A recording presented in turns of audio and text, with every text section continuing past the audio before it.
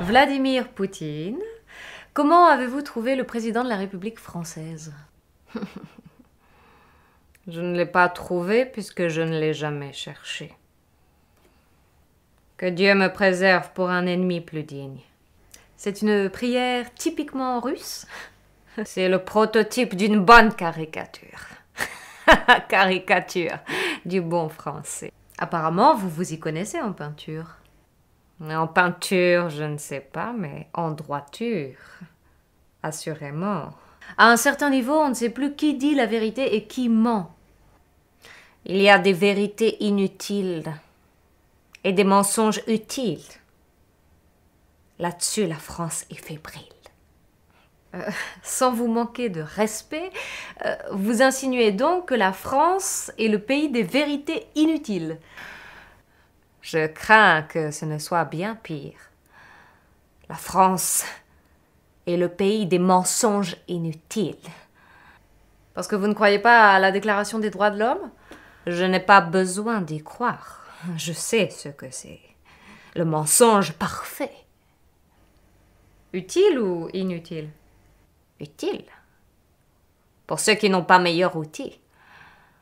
Et qu'est-ce qui peut équivaloir aux droits de l'homme? Moi, l'homme, je ne sais pas ce que c'est. Une sorte d'abstraction nerveuse. Je vous parle des droits. Et moi, je vous parle de devoirs, non de l'homme, mais du citoyen. Que valent les devoirs sans les droits? Que valent des droits sans devoirs? Je vais vous le dire. Rien! Nous n'avons peut-être pas la même conception de l'homme. Pour ma part, je parlerai de déception. L'homme des droits de l'homme est décevant. Mais c'est de liberté au pluriel qu'il s'agit, de démocratie.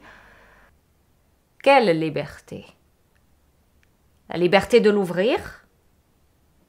Ou la liberté de ne pas avoir de quoi se nourrir?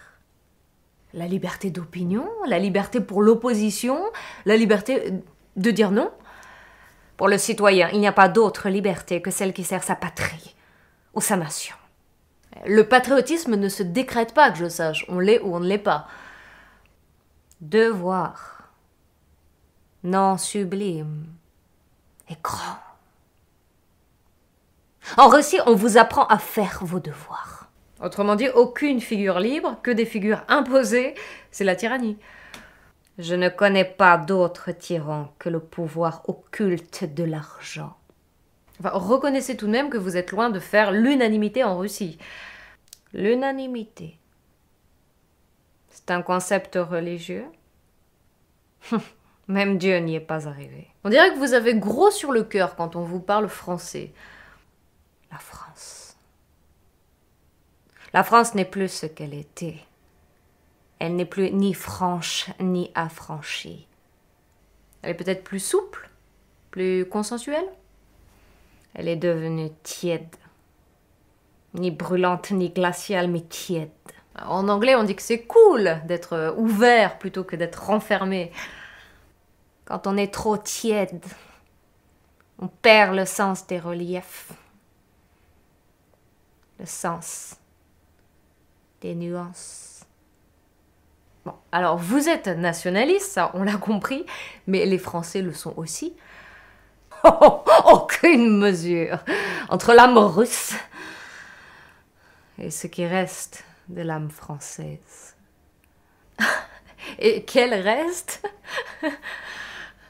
L'arme de la critique, puisqu'elle a perdu la critique des armes.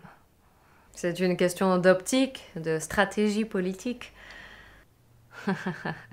Oh petit, optique pour aveugle et stratégie pour paralytique. La France se trompe énormément. Ce n'est pas le point de vue de l'opinion internationale.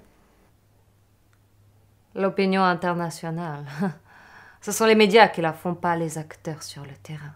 N'empêche qu'elle pèse lourdement dans la balance. C'est l'opinion de ceux qui manipulent l'opinion les puissances de l'argent. C'est relatif. Non, c'est instructif. Sur les vies d'ordures qui amassent les profits les plus sordides jusque dans les ordures. Et donc vous avez décidé d'aller à contre-courant par rapport à ce qui se fait chez nous.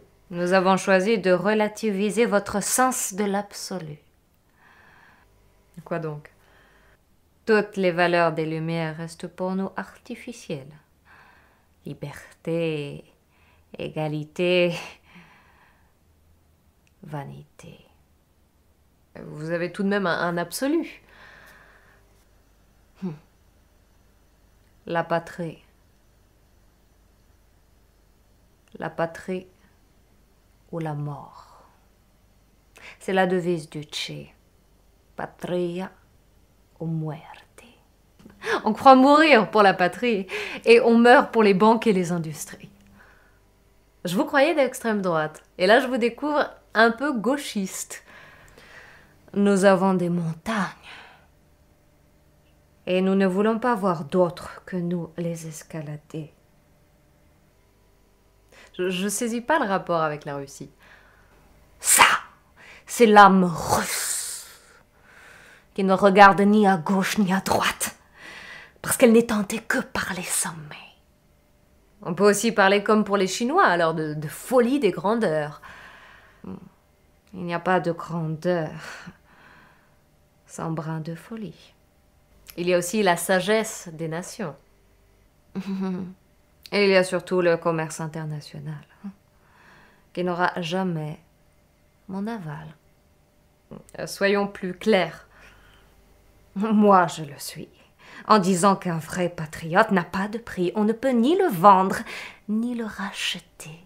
Vous avez l'air de dire que certaines nations sont vendues. Et au plus bas prix. Suivez votre chemin et laissez les peuples suivre le leur. Vous avez pourtant bien accueilli quelqu'un qui a renié sa patrie et sa nation.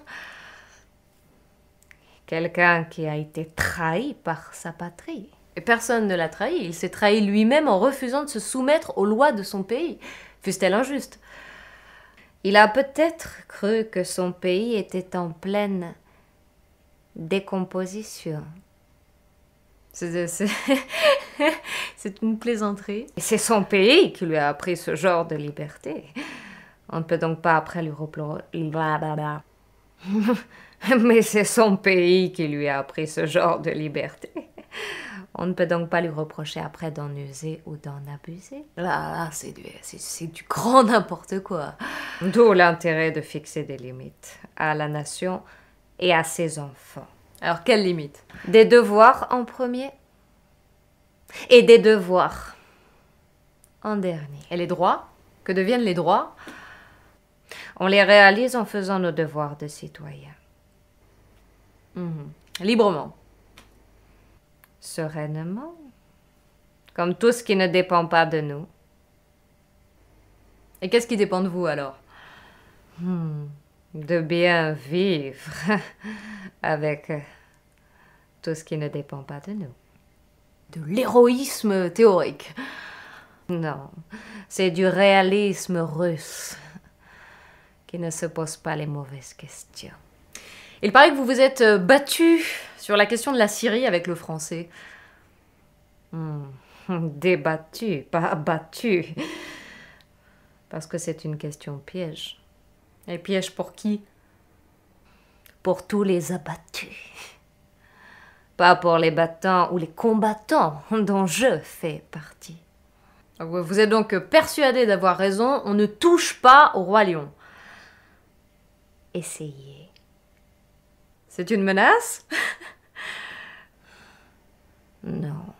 La Russie regarde devant et prend tous les devants. Parce qu'il n'y a plus personne derrière. Derrière? Oui, une vision géopolitique sans ornière. La vôtre? Oui, nous sommes les seuls à donner l'exemple. Mais on exige de personne de le suivre. Les seuls à défendre les réactionnaires contre les révolutionnaires. Les seuls à dire que le renouveau n'est pas nouveau, mais plus ancien que l'ancien. Vous dites ça parce que les montagnes ont accouché d'une souris verte? Je n'ai rien contre l'islam, mais je m'en prends à tous ceux qui veulent l'utiliser pour favoriser le nouvel ordre mondial. Ça, oui. Ce n'est pas une raison de conforter ou réconforter un tyran. Le tyran est celui qui veut imposer sa vision à tout le monde. Et c'est le cas des islamistes, il me semble. Pas plus ni moins que les impérialistes ou les néocolonialistes. Alors, vous n'avez rien à leur envier. Si. Leur mauvais calcul. Vous ne vous trompez jamais? Je me trompe, mais je fais en sorte de ne pas tromper les autres. Admettons que vous ayez raison. Dès lors, pourquoi ne pas avoir tout fait pour sauver Ben Ali, Moubarak et Kadhafi? J'ai été devancée ou dépassée par l'idéologie régnante. On ne peut tout de même pas empêcher ces peuples de se théocratiser si c'est leur façon à eux de disposer d'eux-mêmes. Toute l'erreur est là. Ils se théocratisent parce qu'ils ne veulent pas de vos démocraties. Vous voulez dire que c'est au-dessus de leur force? Ce n'est ni dans leur nature ni dans leur culture. Vous en diriez autant sur les Russes? La démocratie, c'est l'œuvre d'une vie, mais pas une basse manœuvre. C'est votre dernier mot?